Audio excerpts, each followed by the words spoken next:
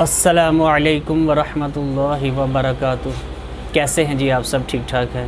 میں امید کرتا ہوں کہ آپ ٹھیک ٹھاک ہوں گے۔ شہر رمضان الذی انزل فیہ القرآن، یہ رمضان وہ مہینہ ہے جس میں قرآن پاک نازل ہوا۔ قرآن پاک وہ کتاب ہے جس میں ھدی للمتقین، متقیوں کے لیے ہدایت ہے، مومنوں کے لیے ہدایت ہے۔ متقی، پرہیزگار، ان کو ہدایت ملتی ہے اس سے۔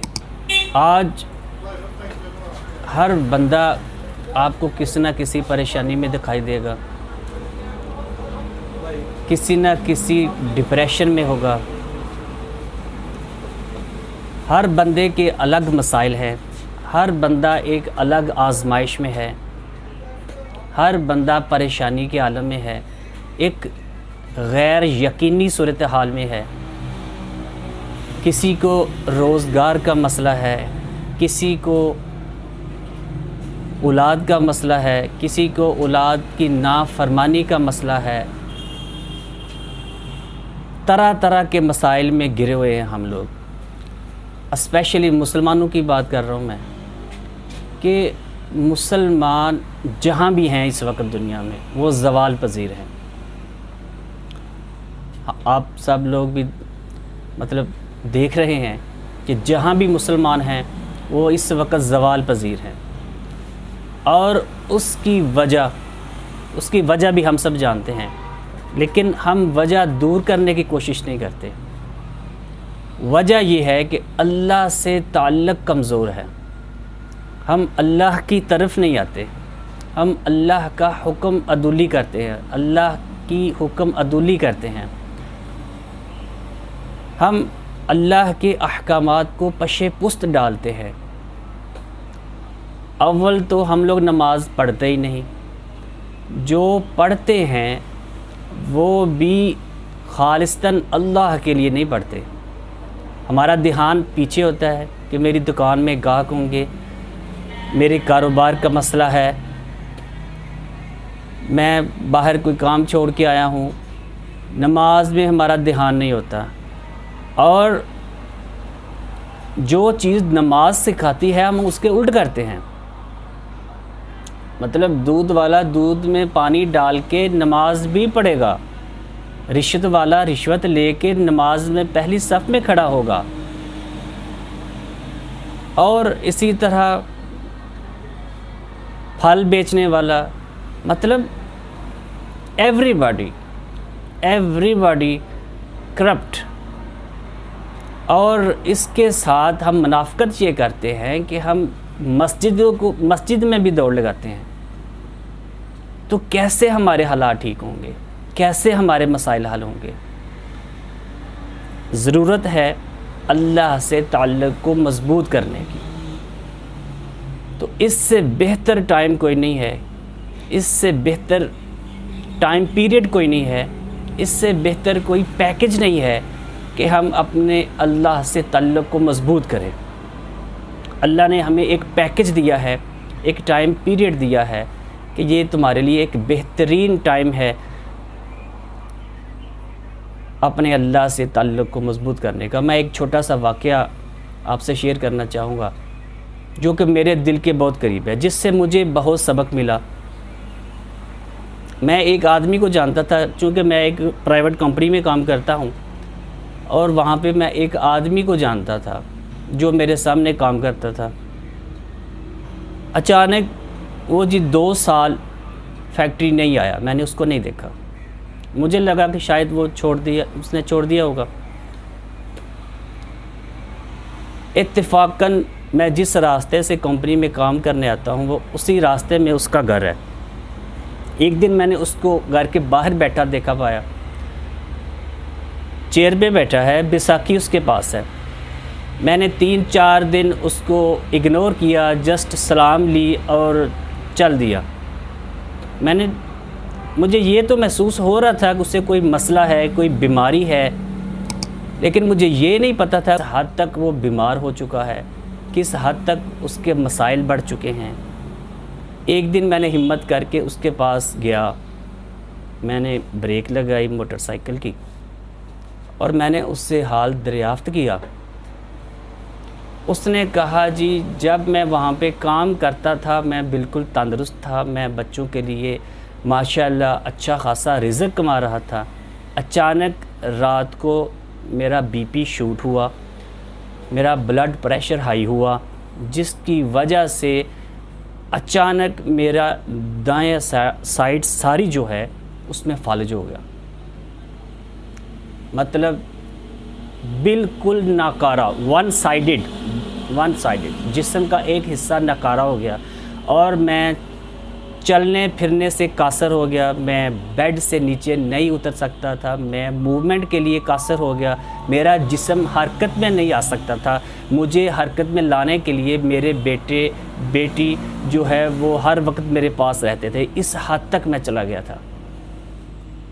اور ابھی الحمدللہ الحمدللہ اللہ تعالیٰ نے مجھ پہ کرم کیا اور میں ابھی اس قابل ہوں کہ میں خود بیساکھی سے چل پھر سکتا ہوں اور میں آپ کے سامنے بیٹھا ہوں۔ میں نے پوچھا جی کون سی آپ نے میڈیسن استعمال کی جس سے آپ کو فائدہ ہوا؟ میرے ذہن میں تھا کہ شاید کسی اچھے ڈاکٹر کے پاس گئے ہوں گے، انہوں نے مطلب کوئی ریفرنس لیا ہوگا کسی اچھے ڈاکٹر کے پاس، لاہور، اسلام آباد وغیرہ وغیرہ گئے ہوں گے جہاں سے ان کو علاج ان کا علاج ہوا، اللہ تعالیٰ نے ان کو شفا دی۔ تو انہوں نے جو کہا وہ آج تک میرے دل میں موجود ہے اور میں آپ سے شیئر کرنا چاہتا ہوں۔ یہ ایک موٹیویشنل بات ہے، اس سے میں موٹیویٹ ہوا ہوں، آپ بھی ہو سکتے ہیں۔ اس نے کہا، میرا نام لیا اس نے کہ امجد صاحب، اس نے کہا امجد صاحب کہ میں نے طرح طرح کی میڈیسن کھائی ہے، میں نے جتنی میری آمدن تھی، جتنی میری لمٹ آف انکم، جتنے میرے بچوں کے پاس پیسے تھے، مجھے رشتہ داروں نے جتنا سپورٹ کیا، جتنے میرے پاس پیسے تھے اس کے اندر رہتے ہوئے میں جتنے ڈاکٹرز کے پاس جا سکتا تھا میں گیا، میں نے طرح طرح کے علاج کروائے، لیکن جوں کا تو مجھے ایک ذرا برابر بھی فرق نظر نہیں آیا۔ میں نے کہا جی تو پھر؟ انہوں نے کہا کہ سچویشن یہاں تک ہو چکی تھی کہ جب کوئی رشتہ دار میرے پاس آتے تو میرے بے ساختہ آنسو نکل آتے تھے، اس قدر میں ڈپریشن میں چلا گیا، اس قدر میں مایوس ہو چکا تھا، اس قدر میرے ارد گرد اندھیرا چھا چکا تھا۔ تو ایک دن اللہ نے مجھ پہ کرم کیا اور میں سب سوئے تھے، اچانک اللہ نے میرے ذہن میں بات ڈالی کہ یار جب لوگ میری عیادت کو آتے ہیں تو میں ان کے سامنے روتا ہوں، میں ایموشنل ہو جاتا ہوں، میرے بے ساختہ آنسو نکل آتے ہیں، تو میں کیوں نہ اپنے رب کے حضور گڑ گڑاؤں، اللہ سے تعلق قائم کروں، اللہ سے تعلق کو مضبوط کروں، اپنے گناہوں کی معافی طلبی کروں۔ میں نے ہاتھ بلند کیے، میں نے ہاتھ اٹھائے، میں نے اللہ سے راز و نیاز کی باتیں شروع کی، میں نے اللہ کو اپنے آنسو دکھائے، میں نے اللہ کو اپنی طلب دکھائی، میں نے اللہ کو اپنے حالات بتائے، اپنے مسائل بتائے، میں نے اللہ سے اپنے پچھلے گناہوں کی معافی مانگی اور آئندہ گناہ نہ کرنے کی میں نے اللہ سے وعدہ کیا، ارادہ کیا، اور اللہ سے میں نے رو رو کے گڑ گڑا کے، ابھی میں بھی سوری آپ کے سامنے ایموشنل ہو رہا ہوں، اس کے لیے معذرت چاہوں گا کہ میں نے اللہ سے گڑ گڑا کے میں نے توبہ استغفار کی اور اللہ سے کہا کہ یا اللہ بے شک تو ہی دعاؤں کو سننے والا ہے اور تو ہی مجھے اس مسئلے سے باہر نکال سکتا ہے۔ میں نے دنیا میں جتنے میرے پاس وسائل تھے میں ڈاکٹروں کے پاس گیا، میں نے اپنی دوڑ لگا لی، لیکن مجھے کچھ فرق نہیں محسوس ہوا۔ اب تیرا ہی در ہے، تو ہی مجھے اس مسائل سے نکال سکتا ہے، تیرے علاوہ میں کہیں نہیں جا سکتا۔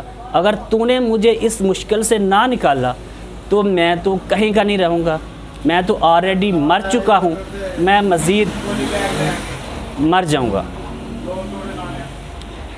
اس نے کہا کہ جب میں نے یہ امجد صاحب راز و نیاز کی باتیں کی جب میں نے اللہ کے سامنے اپنے آنسو بہائے، جب میں نے اللہ کو ایسے پایا کہ جیسے میں بڑا کلوز ہو کے اللہ سے باتیں کر رہا ہوں.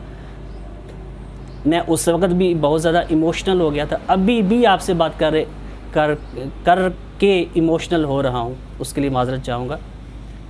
تو اس نے کہا کہ جب یہ باتیں ہو چکی اور میں نے اپنے دل میں ایک عجیب سا سکون محسوس کیا، اللہ نے میرے دل میں ایک عجیب سا صبر اتارا جسے میں آپ سے شیئر نہیں کر سکتا، آپ کو بیان نہیں کر سکتا. اس کے بعد مجھے 1 ہفتہ لگا، لیکن وہ مایوسی کے عالم سے میں باہر آ گیا. اللہ نے میرے ذہن میں ایک پازیٹیو سوچ پیدا کی، مجھے ایک سکون میسر کیا. میں نیگیٹو سے پازیٹیو آیا، اور 1-2 ہفتے کے بعد وہی میڈیسن جو مجھے کام نہیں دے رہی تھی، جو میرے اوپر اثر نہیں کر رہی تھی، جو میری باڈی کو کوئی فرق نہیں دے رہی تھی، وہی دوائی نے اثر کرنا شروع کیا. اور میں الحمدللہ ثم الحمدللہ 70% ہی ہوں. اللہ سے تعلق کو مضبوط کرنے کی ضرورت ہے. تو میرے دوستو، اس سے بہتر کوئی ٹائم پیریڈ نہیں کہ ہم اپنے اللہ کی طرف آئیں، اللہ کی طرف متوجہ ہوں، اللہ کی مانیں اور نبی کریم صلی اللہ علیہ وسلم کے مطابق اپنی زندگی کو ڈھالیں.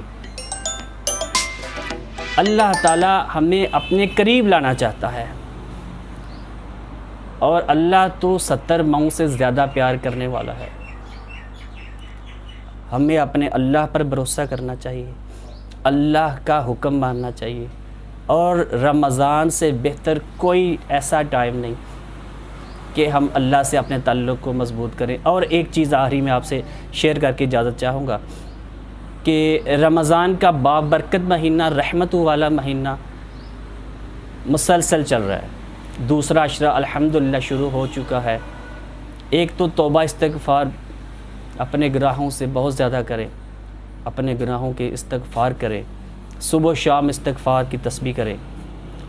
دوسرا میں ایک اسپیشلی کام آپ کو کہنے جا رہا ہوں کہ کبھی آپ نے اسپیشلی تہجد کا ٹائم ہے، خاموشی ہے، دنیا سوئی ہوئی ہے، کبھی آپ کو موقع ملا ہو، آپ نے بستر سے اٹھے، آپ نے اپنے وضو کیا، 2 رکعت نفل پڑھے تہجد کے، اور اپنے اللہ سے تنہائی میں باتیں کی ہو. اگر ایسا نہیں کیا تو میری مان کے اس رمضان کو اپنا آخری رمضان سمجھ کے ایک دفعہ تنہائی میں اپنے اللہ سے باتیں کریں، اپنے اللہ کو اپنی طلب دکھائیں، اللہ سے اپنا تعلق مضبوط کریں. پھر دیکھیں آپ کے مسائل کیسے حل ہوتے ہیں، آپ کی پریشانیاں کیسے دور ہوتی ہیں، آپ کیسے اللہ کے نزدیک آتے ہیں. آپ کا سننے کا بہت شکریہ. میں اب اجازت چاہوں گا اس دعا کے ساتھ. اللہ تعالیٰ آپ کی زندگی میں بے شمار آسانیاں لے کر آئے اور آسانیاں تقسیم کرنے کی توفیق عطا فرمائے. جزاک اللہ. شکریہ.